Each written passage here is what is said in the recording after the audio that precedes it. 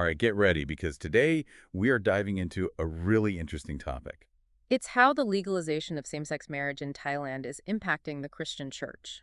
You guys sent in a ton of info on this. Yeah.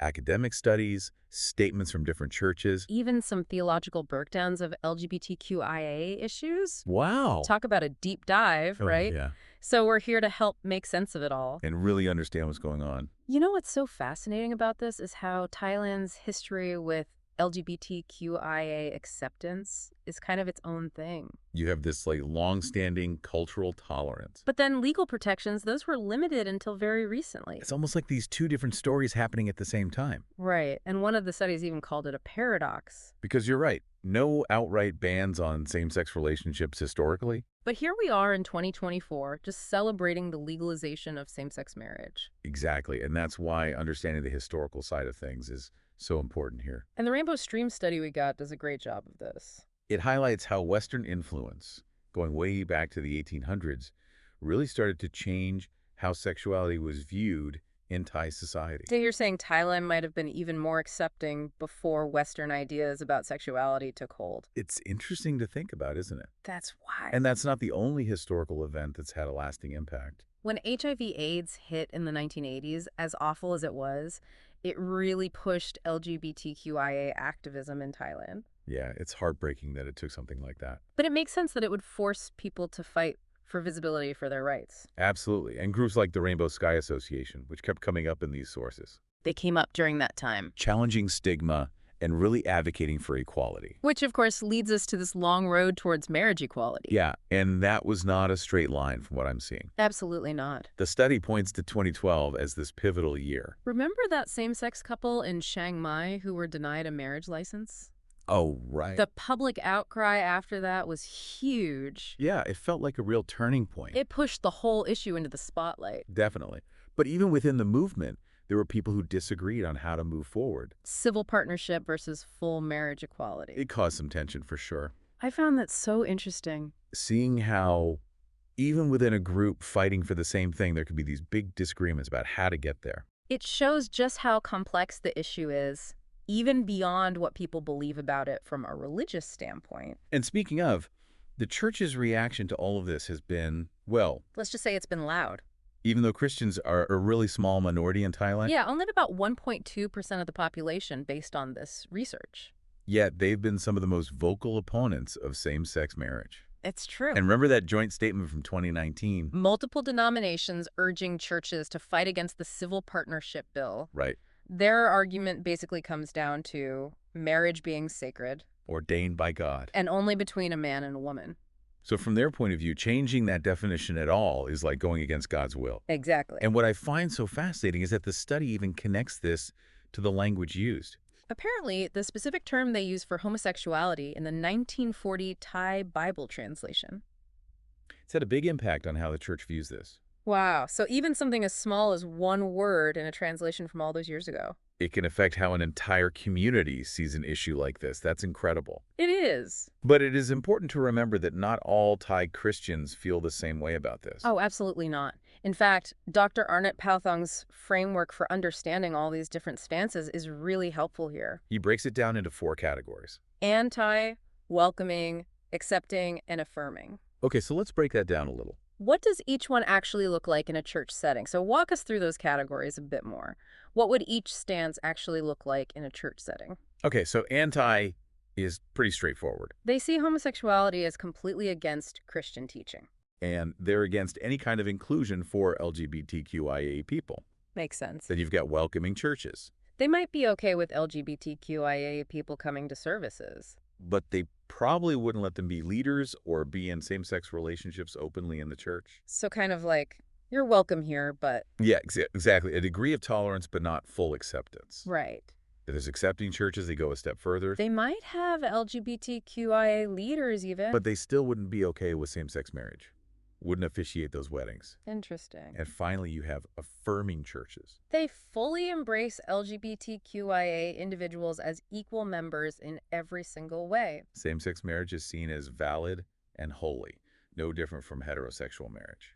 It's just incredible to see how different the viewpoints can be. Even within one religion, It really shows the complexity of this issue. It really does. And it sounds like some of the institutions you sent info on kind of reflect this whole range. Absolutely, yeah. Take the Bangkok Bible Seminary, for example. They're grappling with this idea that maybe same-sex attraction is a disorder.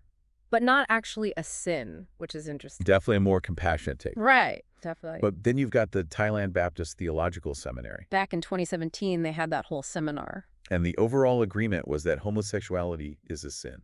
Wow. So even within these academic institutions, you see that whole spectrum playing out. You really do. Okay, so let's talk about that Rainbow Stream study for a minute. Because it wasn't just about the institutions, was it? No, not at all. They went straight to Thai Christians, asked them directly what they thought about all this. They wanted to hear from the people in the pews. Exactly. So how'd they do that? Well, they surveyed 3 groups. Gay Christians themselves. Then active churchgoers who aren't gay. And then pastors as well. Okay, smart way to get a range of perspectives. Right. And they use these cool pie charts and graphs to show the data, which I know you love. I do love a good visual. Always helps. So anything surprising jump out at you from what they found? You know, one of the biggest things was this disconnect between what pastors thought their congregations believed.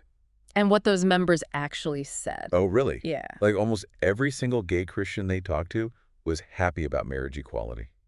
But the majority of pastors actually had a negative view on it. Wow. Talk about a communication breakdown. Right. It really shows you that churches need to make space for people to talk openly and honestly. Yeah.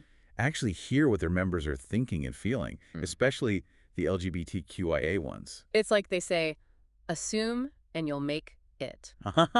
Exactly. But to be fair to the pastors, another interesting thing they found was that for most people, the law itself didn't actually change their personal views on this. So it's like the law made it legal. But it didn't erase everyone's beliefs and what they'd always been taught. Exactly, yeah. But here's the thing. Over 80% of those gay Christians said they were interested in getting married now that it was legal. Well, yeah, I mean, it makes sense. They're finally being given the same rights as everyone else. Right, all those legal rights. Medical decisions, inheritance, all those things straight couples might not even think twice about.